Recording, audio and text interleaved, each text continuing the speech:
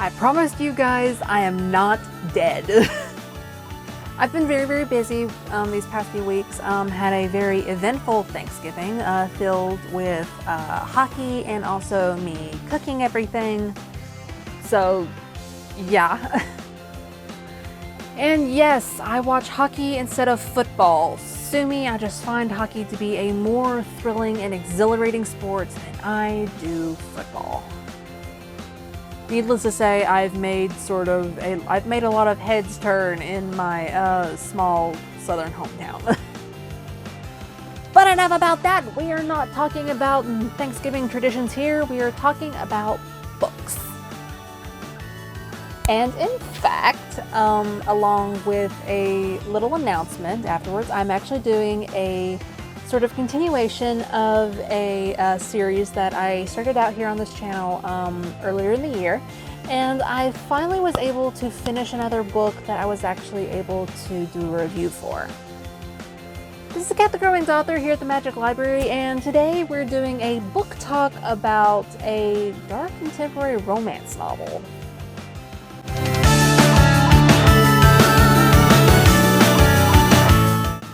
Before we get started and everything, I have a very special announcement. As some of you guys probably know, if you've kept up with any of my socials, is that my book is finished. I have done the artwork for it and everything, and it is set to come out on January 3rd. But that's not what I wanted to show you guys. What I wanted to show you guys was this. This is a proof copy of Seraphim Awakening, and I finally got it today. It's the second one, and I did have to do like a little minor touch up on the cover, but it's, as you can see, it is now official that I have done my art cover myself. I have done the front, the spine, and the back all by myself, and it's I'm looking forward to it. I'm looking forward to seeing what you guys think. If you guys would like a sneak peek and everything, I actually do have the first two chapters, not including the prologue, available to read on my author page on Facebook and on my Ko-Fi account under the blog posts. So if you guys are interested in that, please go down to the description below and look at my Ko-Fi account, but also look at my author page on Facebook. And now, on to the video. He wants revenge, but he wants her more. I will go ahead and say this. I've actually never read a dark contemporary romance before, and I didn't know it would be sort of this intense. I've been wanting to branch out in my writing for a while, and one of the books that I got for my birthday this year was a dark contemporary romance novel that I actually found through TikTok. And I decided that I wanted to give it a try and give it a read. I wanted to broaden my horizons as a writer to sort of get me into the mind space of dark fantasy and dark fantasy romance.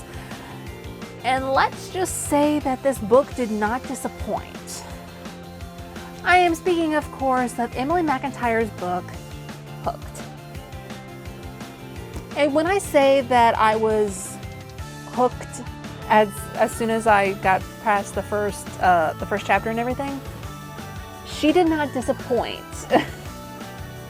Hooked is a dark contemporary romance novel that focuses around characters of Peter Pan.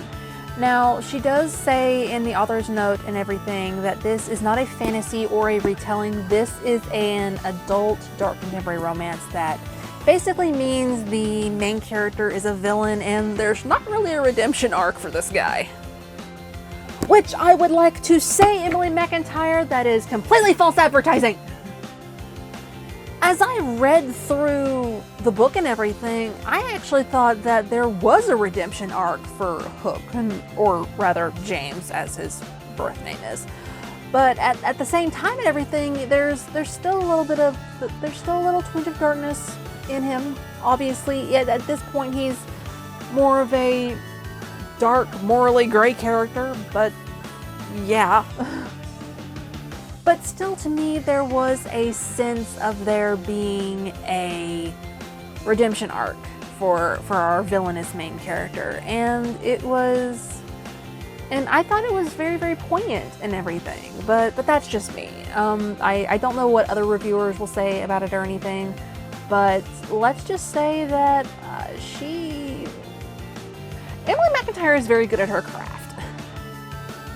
Hooked is the first book in a series of novels that Emily McIntire writes called Never After novels, and they are basically what they are is that they're not retellings. They're more of contemporary homages to stories that we're familiar with. For example, Peter Pan is the one that this is based off of loosely. You get a lot of the name drops, and then you get a lot of the Easter eggs, like the Jolly Roger, Straight On Till Morning, Tinker Bell has turned into Tina Bell, which makes her sound like a hooker. And then you get Peter, Wendy, Jonathan, and some other stuff like that. I will say this, I love the fact that James's yacht is called the Tiger Lily. I don't know why, but I find that adorable. I don't know why.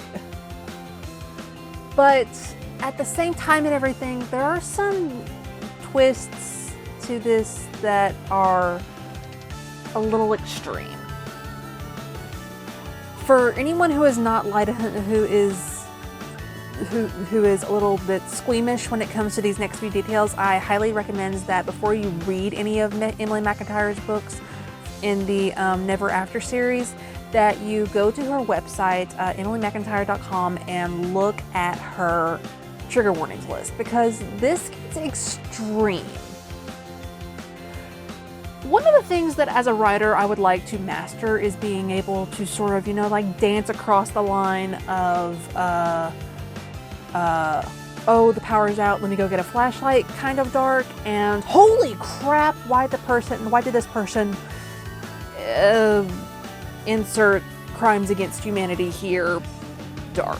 That's okay. So we'll do light gray dark and dark gray dark. And just know that there is a fine line between the two, and Emily McIntire actually does a very good job of sort of teetering between both. For a dark story like this, I mean, like you get your semblances of death, you get crimes and everything, but there are some very heart-wrenching ones. Heart-wrenching ones that actually make you sort of sympathize with Hook and his character, and how he went from this little boy named James to this fierce leader of the underworld, Hook, and it's intense. I mean, like the entire prologue and everything starts with him committing the first act of his revenge against those who have wronged him. And let's just say that at first, you know how like in the Peter Pan cartoon, Hook hates the ticking sound of the crocodile and everything? Yeah, let's just say that crocodile did more than bite off Hook's hand in this. Not in the literal sense. James still has both of his hands, obviously, but it's dark. Darker than it should be, but it's unfortunately something that really happens in the world. And I think sort of making this a story that can be seen through the eyes of someone in the modern world, it makes it intense and it makes you really sympathize with the characters. And like I said before, Emily McIntire does a wonderful job of teetering between the line of light dark and dark dark. She does it from both sides of the coin. She does it from James's point of view and also does it from Wendy's point of view. Wendy is the sort of innocent young adult female protagonist that we have in this story. And let's just say that she gets more than she was bargained for when her friends take her out one night to the JR Club. Or technically it's a bar. It's technically a bar. But you get my point. And it's fun to see how she sort of takes that leap of faith, and while at first it doesn't go off, and later on down the line it doesn't necessarily go as she hopes and everything, and there is of course the sort of second act misunderstanding, but let's just say that these two really do come together at the end, and in more ways than one. One thing that Emily McIntire also says in the author note is that this is an adult novel. So if you're 18 or plus, I'd say go to town on this and at least give it a try. But this book gets explicit, not only in the illicit affairs, but also in terms of gore. And it sort of breaks your heart there in the middle and everything, because James loses. He feels like he loses everything once he touches it, and he's a character that believes he's not capable of love or being loved, but the sort of innocent girl character sort of, I guess the term is like sort of bullies him into believing that he's beloved and everything. Well, not necessarily bullied.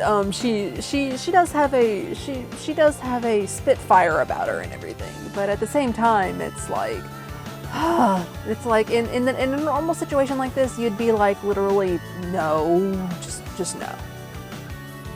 But that's one of the good things about the story, is that this story does have a happy ending, and I don't understand why she says that there's no redemption for Hook in this.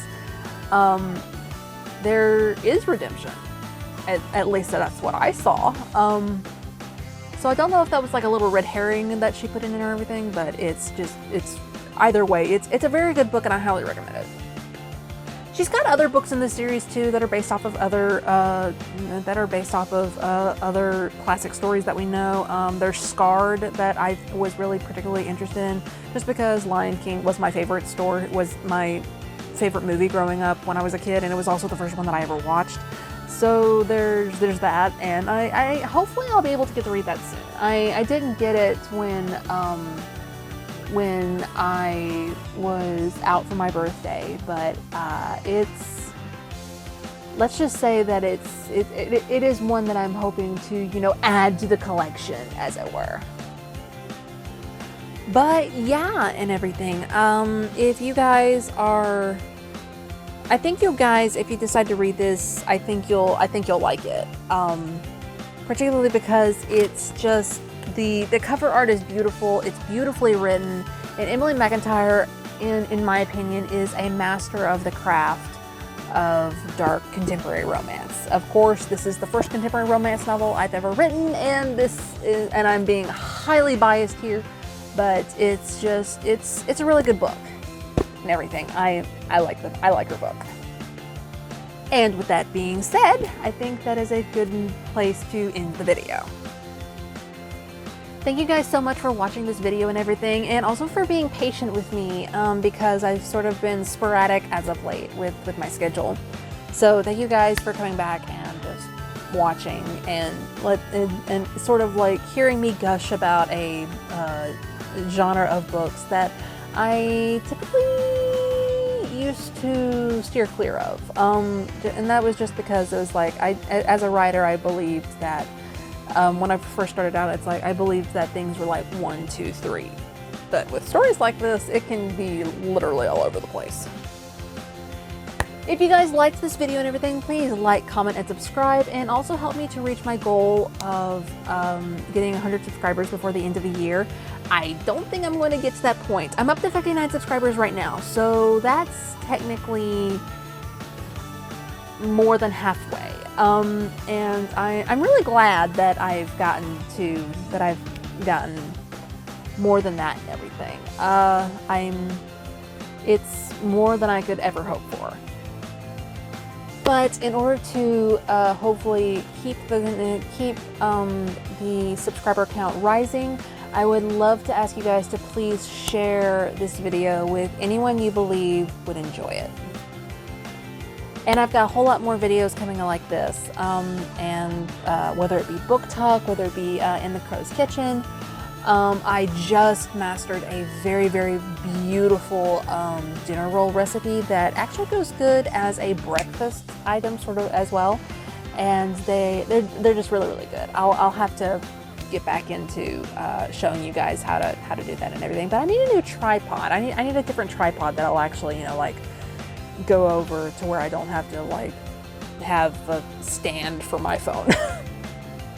But that's neither here nor there and everything. I'll get to that later.